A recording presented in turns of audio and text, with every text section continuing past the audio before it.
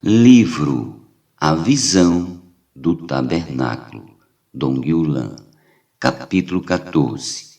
Tema desta semana: a economia de Deus no Antigo e no Novo Testamento.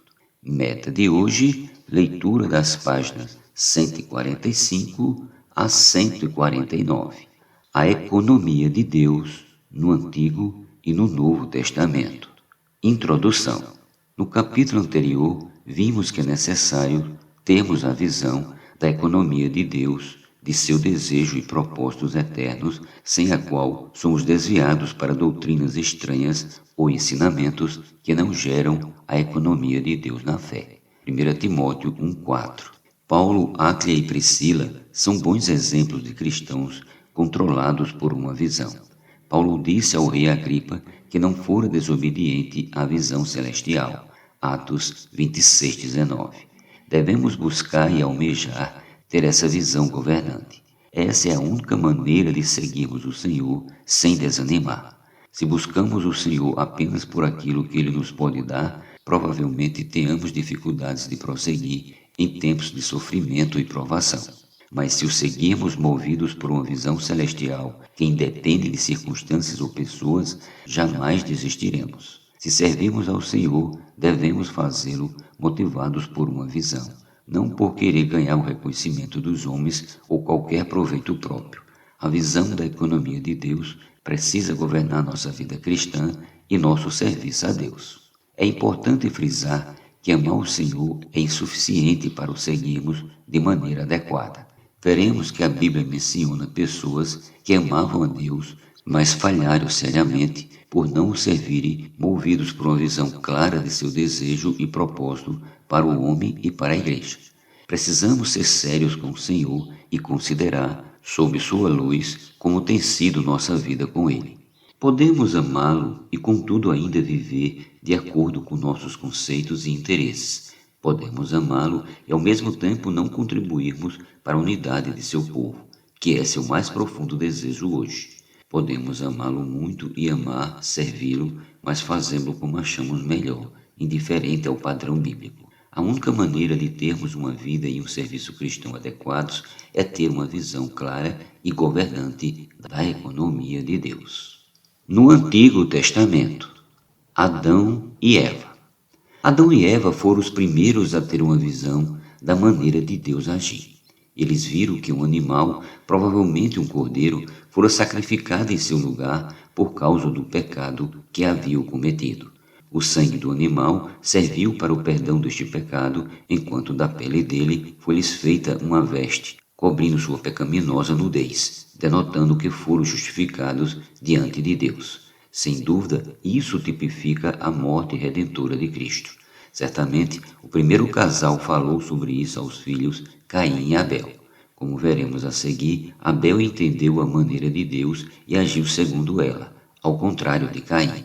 Mais tarde, quando nasceu Enos, filho de Sete, filho de Adão, os homens começaram a invocar o nome do Senhor. Gênesis 4:26. Versão IBB revisada. Os homens liderados por Adão começaram a invocar por reconhecer sua fragilidade. Enos significa fraco, frágil. Isso demonstra que Adão conhecia sua situação e sabia que Deus se alegra em que vivamos na dependência dele. E isso é resultado de uma visão. Caim e Abel. Caim é um bom exemplo de alguém que serve ao Senhor sem contudo ter uma visão. O resultado é sempre lastimável. Do ponto de vista humano, ele era uma boa pessoa, pois era trabalhador e servia a Deus.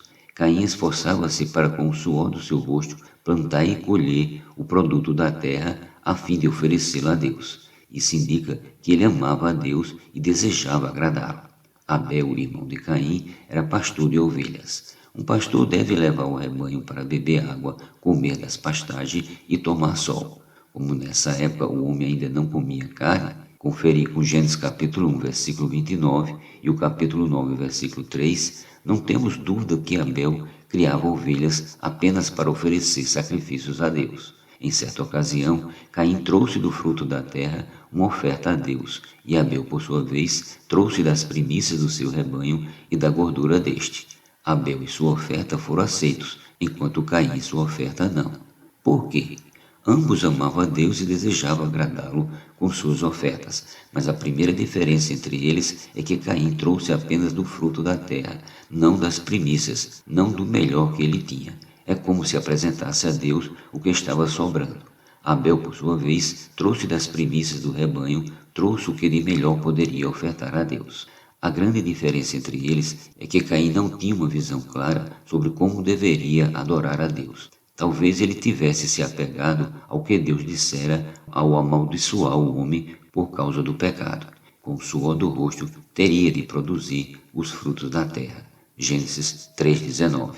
Pensando ser capaz de reverter a maldição imposta por Deus, extraindo da terra amaldiçoada algo que fosse agradável a ele. Abel, porém, atentou ao que ouvira dos pais sobre a necessidade do derramamento de sangue para o perdão de pecados e para a satisfação de Deus. Deve ter se lembrado também que, após terem pecado, seus pais tentaram cobrir-se com folhas de figueira, que representa a justiça humana, a qual é de nenhum valor diante de Deus. Somente a justiça provida por Deus, representada pela veste da pele do animal morto, era capaz de justificá-los diante dele. Noé. O próximo exemplo de alguém controlado por uma visão é Noé. Ele andava com Deus. Gênesis capítulo 6, versículos do 8 ao 9. E por isso, Deus pôde chamá-lo para ser seu cooperador. Deus disse a Noé que por causa da corrupção do gênero humano e da violência que se espalhava na terra, ele iria exterminar toda a carne por meio do dilúvio. Por isso, Noé deveria construir uma arca na qual seria salvo juntamente com sua família e casais de todos os tipos de animais. Versículos do 11 ao 21. Noé viu o que Deus estava por fazer e pôs-se a trabalhar. Ele levou aproximadamente 100 anos para construir a arca. Conferir Gênesis capítulo 5, versículo 32, capítulo 6, versículos do 8 ao 10 e o capítulo 7, versículo 6. Enquanto a construía, Noé pregava a justiça. 2 Pedro 2,5, alertando as pessoas sobre o juízo vindouro de Deus.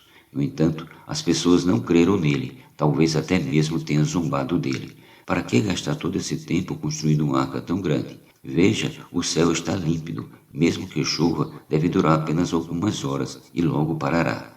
Venha comer e beber conosco. Conferir Mateus capítulo 24, versículos do 37 ao 39. Será que não havia entre aquelas pessoas ninguém que amava a Deus? Muito provavelmente havia. Por que então não atentaram à voz de Noé e não entraram na arca? Porque eles falavam a visão da vontade de Deus. Noé era controlado por uma visão. Por isso não desanimou, enquanto ao longo de 100 anos construía uma arca aparentemente inútil. Mas por ser fiel à visão que recebera, Noé foi salvo juntamente com toda a sua casa. Moisés e Davi. Poderíamos ainda mencionar vários outros homens do Antigo Testamento que eram guiados por uma visão, como Moisés e Davi, por exemplo. Ambos estiveram envolvidos com a edificação da casa de Deus na terra, o lugar onde Deus e o homem poderiam encontrar-se. Moisés foi fiel ao que viu no Sinai e construiu o tabernáculo conforme aquele modelo. Davi, mesmo sendo impedido por Deus de edificar o templo, preparou a planta deste e o ministério sacerdotal e levita. 1 Crônicas capítulo 22 ao 27, além de preparar material e riquezas para edificação, entregando tudo ao filho Salomão. Isso indica que esses dois homens agiam de acordo com a visão recebida de Deus.